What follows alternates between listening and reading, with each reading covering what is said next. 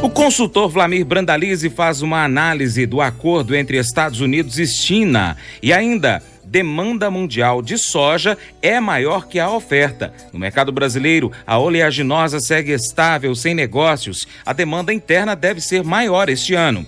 Milho sem grandes negócios e mercado aguarda avanço da colheita da safra de verão. Por conta do clima, projeção que seja uma safra menor. Safra também reduzida do feijão provoca leve pressão de alta. E o mercado das carnes segue firme. 2020 é o ano das exportações do setor. Confira também hoje as cotações.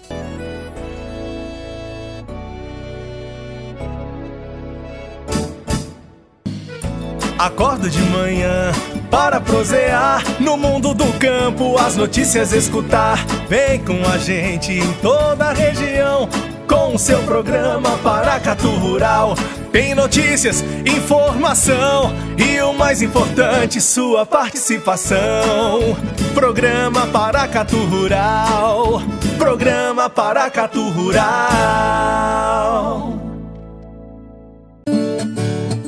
Análise de mercado agropecuário com Wlamir Brandalize. A China e os Estados Unidos assinaram na quinta-feira, dia 15 de janeiro, na Casa Branca, a primeira fase do acordo para ultrapassar as disputas da guerra comercial entre os dois países, após quase 2 anos de uma crise que abalou a economia mundial. Desde 2018, o impasse entre as duas potências gerou uma escalada de tarifas impostas pelos Estados Unidos a 360 bilhões de dólares de produtos chineses e retaliações por parte de Pequim, com reflexos na economia mundial. Apesar do cenário tenso mundialmente, o Brasil foi um dos beneficiados pela guerra entre os dois gigantes. De acordo com a Insper Agro Global, nossas exportações aos chineses saltaram de 24 bilhões de dólares em 2017 para 35 bilhões de dólares em 2019, enquanto a dos Estados Unidos, nesse mesmo período, caiu de 26,6 bilhões para 13,2 bilhões de dólares. O acordo prevê a compra de soja, carne bovina, suína, aves, ovinos e caprinos, frescas, refrigeradas e congeladas, e subprodutos da pecuária, como miúdos, gorduras e embutidos. Também podem ser adquiridos animais vivos dos Estados Unidos, como suínos, bovinos, ovinos, caprinos, cavalos, jumentos e mulas. No acordo, também há previsão de compras de lácteos, leite, queijo, manteiga, entre outros. Para Marcos Janck, coordenador do Insper Agro Global, o acordo marca uma nova era dos negócios administrados no mundo, mas também pode impactar negativamente o agronegócio do Brasil. Ele explica que em 2019 a China foi um dos principais destinos das exportações dos produtos brasileiros. Neste cenário, a assinatura do acordo comercial poderia impactar os negócios do Brasil neste ano 2020, principalmente o mercado da soja, já que os chineses poderiam voltar a comprar o grão dos norte-americanos. A expectativa dele é que a China não deixe de comprar, mas a aquisição poderia ser menor. Ou seja, enquanto a China e Estados Unidos estavam em conflito comercial, o Brasil conseguiu conquistar essa lacuna no mercado chinês. Com esse acordo, o Brasil tem uma consequência então de perder parte desse mercado, como afirma Janck. Mas, segundo o presidente da Associação Brasileira dos Produtores de Soja do Brasil, a AproSoja Brasil, Bartolomeu Braz Pereira, a China continuará buscando soja no mercado brasileiro, mesmo após o acordo comercial sino-americano. E o Brasil pode recuperar espaço na Europa e em outros países da Ásia. Ele afirma que a oferta norte-americana é menor após a quebra de safra e a capacidade de aumentar a produção é limitada neste momento. O nosso colaborador, consultor Wlamir Brandalize, faz uma análise do acordo entre Estados Unidos e China. Segundo ele, a demanda mundial de soja é maior que a oferta. No mercado brasileiro, a oleaginosa também segue estável, sem negócios, e a demanda interna deve ser maior este ano. Olá, amigo produtor, aqui é o Brandalize no Minuto do Produtor. E começamos o comentário de hoje com as notícias da semana aí. Se esperava grandes definições e na realidade veio muitas dúvidas. O acordo acordo comercial entre Estados Unidos e China, ele foi assinado com a assinatura da sua primeira fase. Os americanos continuam taxando os produtos que já estavam sobretaxados aí em 25%, e com isso deixa a China numa posição de desconforto, né? E automaticamente os chineses também prometeram, mas não colocaram datas nas promessas. Então, o que veio pela frente? A China apontando aí que deve comprar aí até 32 bilhões de dólares em produtos agrícolas americanos nesses próximos 2 anos. Mas se a gente avaliar 2 anos, e como estão as projeções, serão cerca de 12 bilhões de dólares nesse primeiro ano e 20 bilhões de dólares no ano que vem, 2021. As importações chinesas em 2018 foi de 9,2 bilhões de dólares, então há um crescimento, mas não há um crescimento muito grande. Então isso acabou impactando no mercado, e Chicago acabou perdendo o suporte de 9,30, agora está em 9,20, aí as posições curtas, e o 9,80, que era a resistência nas longas aí nos dias anteriores, agora ficou em 9,70. Então é esse o quadro atual de Chicago. O ambiente de oferta e demanda continua positivo, porque a China vai precisar importar muito produto americano, não tem no Brasil produto, a safra brasileira já foi toda vendida, e a safra nova já tem grande parte dela comprometida, mais de 50% negociada. Então as compras chinesas vão ocorrer. E um fato que muita gente, agora com o acordo comercial, a China vai comprar mais soja dos Estados Unidos e menos do Brasil. O fator principal é que a oferta e demanda mundial de soja,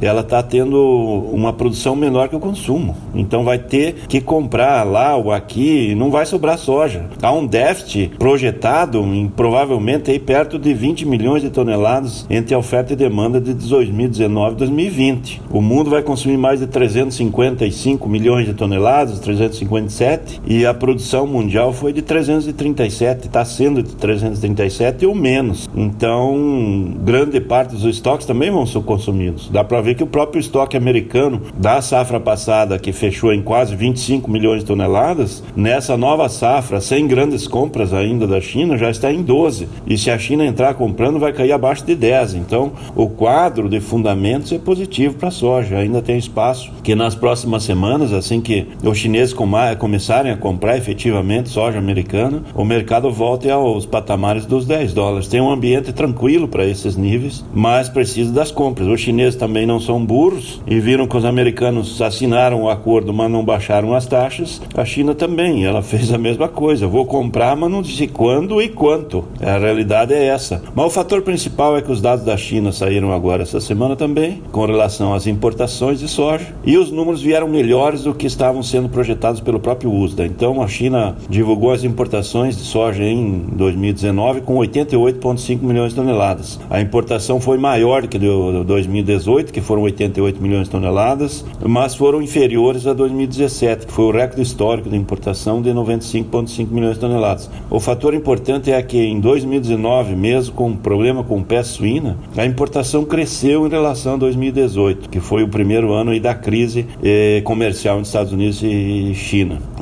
Outro fator importante, o USDA apontou a importação chinesa em 85 milhões e o volume veio 88,5. Então, esse também é um fato aí que deve ser corrigido no relatório de oferta e demanda aí do USDA no mês de fevereiro, e o quadro é mais apertado do que estava sendo apontado. Então, essa é a situação. No mercado brasileiro, os níveis estão na faixa de R$90 para soja disponível nos portos de curto prazo, 91 para soja de maio, junho, no meio do ano, e o dólar um pouco mais firme, em função dessas dúvidas também que ficaram no acordo comercial entre China e Estados Unidos, acabou segurando os indicativos em reais, aí não houve quedas nessa semana. Então o mercado segue com praticamente estabilidade, mas sem negócio, porque os vendedores estão segurando e esperando cotações em alta lá em Chicago também. Então esse é o quadro. A comercialização já passa dos 50% da safra e a colheita passando um pouco mais de 1%. Então está começando a colheita a andar em ritmo melhor, mas deve andar num ritmo mais forte somente no final do mês de fevereiro em diante, quando aí sim as lavouras vão chegar ao ponto de colheita em quase todas as regiões do Brasil. Daí a safra vem. O clima melhorou nos últimos dias, chuvas chegaram novamente ao sul do Brasil, sudeste, segue chovendo regularmente no centro-oeste, norte e nordeste, e a safra está andando, e por enquanto continuamos vendo aí uma produção na faixa de 122 milhões de toneladas, 122 milhões e meio. Esse é o ponto da safra frente aos 115,5. Então é uma safra maior, mas vamos ter demanda maior. O setor do biodiesel vai consumir mais internamente, vai precisar esmagar mais internamente. O setor do frango, suíno e boi estão com o pé no acelerador já no começo do ano na exportação. exportação, então vamos precisar mais ração, mais farelo, mais óleo, e automaticamente o avanço da safra ele vai suprir as necessidades que aumentaram internamente e não vai ter excedentes grandes de exportação, que também será um fator positivo à frente para o mercado internacional e para Chicago. Com o fechamento em 17 de janeiro, o dólar para compra R$ 4,16. Soja em grãos, Uberlândia R$ 79,50 e em Porto Paranaguá R$ 87,40. Arroba do algodão em Pluma, em São Paulo, R$ 89,52.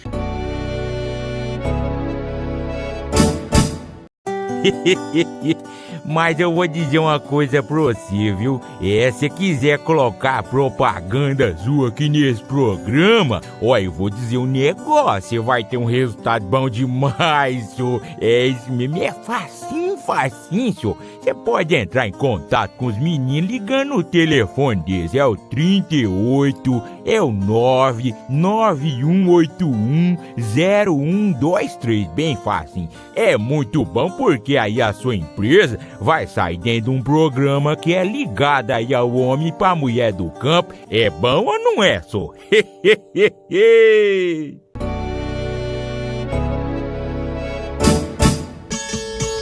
A pressão negativa nos preços da soja em função da conclusão da primeira fase do acordo comercial entre Estados Unidos e China também pode ser refletida nas cotações do milho.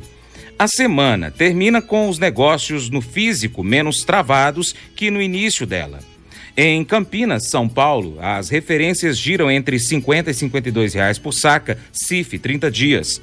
Segundo Brandalize, o milho está sem grandes negócios. O mercado aguarda o avanço da colheita da safra de verão e, por conta do clima, a projeção que seja uma safra menor. O mercado do milho também segue na expectativa, os grandes compradores tentando alguns volumes pequenos aí para trabalhar no curto prazo, mas os negócios efetivos estão sendo realizados basicamente para pequenos granjeiros, o setor de ovos, e praticamente parado em cima das grandes do setor de ração, que são as grandes do setor do frango aí e do suíno, que esperam aí pelo avanço da colheita da safra de verão, a primeira safra, que deve ter o ritmo acelerado de colheita aí a partir do final do mês, principalmente no sul do Brasil. As chuvas voltaram para grande parte das áreas do milho, foram tarde, essas chuvas chegaram tarde e as perdas já existem, e continua se apontando safra de 22 a 23 milhões de toneladas frente ao potencial inicial que se dava em 27 milhões, talvez até 28. Então a perda de 4 milhões de toneladas, 3 milhões de toneladas pelo menos a nível de Brasil nessa primeira safra. Isso não vai impactar um pouco na oferta, mas como as exportações, os negócios novos estão parados, porque os portos trabalham de 39 a 41 e não tem vendedoras nos portos, então a maior parte desse milho que vai ser colhido vai ficar para o mercado interno e o mercado de exportação serve como balizador para o mercado nacional. Então esse é o quadro, e os grandes compradores esperando pela safra, e os produtores e os poucos que têm milho da safra velha, que são muito poucos, esperando novas altas que não estão aparecendo. O mercado segue estável aí nesse momento.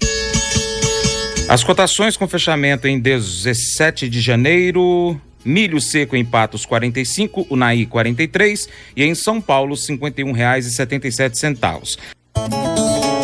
Termina uma semana extremamente calma, com poucos negócios por parte dos empacotadores de feijão.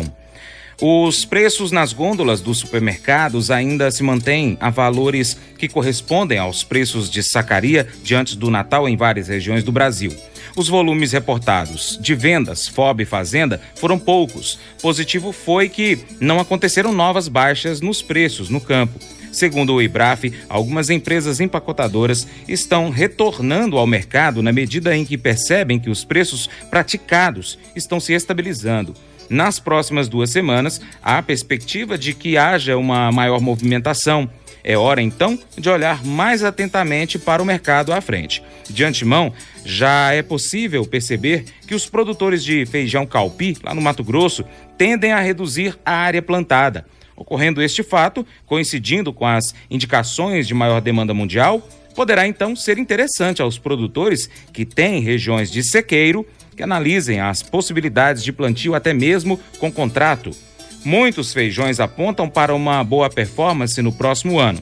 Quando muitos, ao que tudo indica, vão se voltar para o milho, é hora de andar na contramão e aproveitar as alternativas que o feijão apresentará. O consultor da Brandalize Consulting, afirma que a safra reduzida do feijão provoca leve pressão de alta. Ele também comenta o mercado do arroz. O mercado do arroz segue firme, poucos vendedores que aparecem vão sendo bem recebidos pelos compradores e os negócios seguem aí na faixa de R$50 a R$53 no mercado do Rio Grande do Sul e indicativos firmes. E os vendedores esperando aí que na próxima semana as cotações avancem um pouco mais e há espaço para isso. A demanda está voltando ao varejo, ainda tem alguns varejistas aí com promoções milagrosas que eram de dezembro, ainda estamos vendo pacote ainda em algumas regiões do Sudeste, São Paulo, interior, Minas, que está com níveis de R$10 ainda nos supermercados, mas são valores abaixo do custo que está no atacado na indústria, né? Então, hoje o fardo das indústrias estão variando de 60 a 80 até R$90 os nobres no fardo, então não tem como estar vendendo pacote de arroz a R$10 no varejo. Então, e o casca nessa patamar aí que está indo a 52, 53 no sul,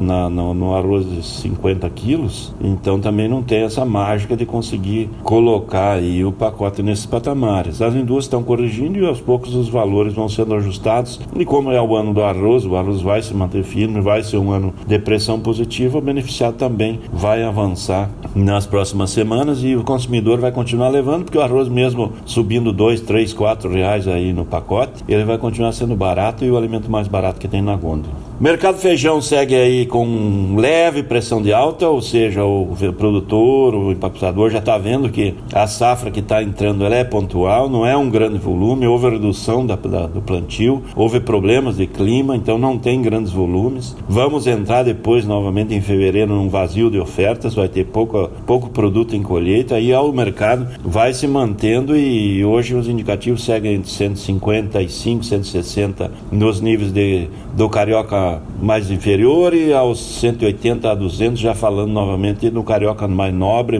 de melhor qualidade, um grão graúdo, que já também não está muito ofertado, e com isso o mercado vai se firmando novamente na média entre 175 e 190, com espaço de trabalhar um pouco acima nas próximas semanas, que vem mais reposição e começa a demanda de janeiro cheio e começo de fevereiro. Como estamos num ano que o Brasil começa com expectativas de crescimento econômico maiores, automaticamente vai ter um ano de demanda de alimentos em crescimento. Como a carne continua em alta, não mostra espaço para baixas, o feijão segue com espaço para se manter firme.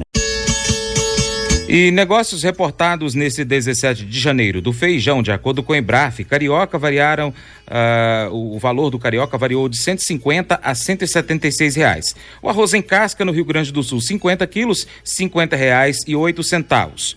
Café, 60 quilos, tipo 6 em Guaxupé, R$506. E em São Paulo, R$488,66. A primeira fase do acordo entre Estados Unidos e China deve ter efeitos limitados nas exportações de aves e suínos do Brasil aos chineses, conforme avalia o vice-presidente da Associação Brasileira de Proteína Animal, a BPA, Ricardo Santin. Não há menção de redução de cotas ou de tarifas da China à carne dos Estados Unidos, embora essas reduções ainda possam acontecer, segundo disse Santin. Ele também disse que, além disso, houve alguns mecanismos no texto que a China já implementou no Brasil. Por exemplo, falou-se em facilitação de habilitação de plantas dos Estados Unidos. Ano passado, você se lembra, nós já falamos aqui no Paracatu Rural, nós já tivemos plantas habilitadas via videoconferência. Ele também ressaltou a boa relação que a ministra da Agricultura, Tereza Cristina, cultivou com a China.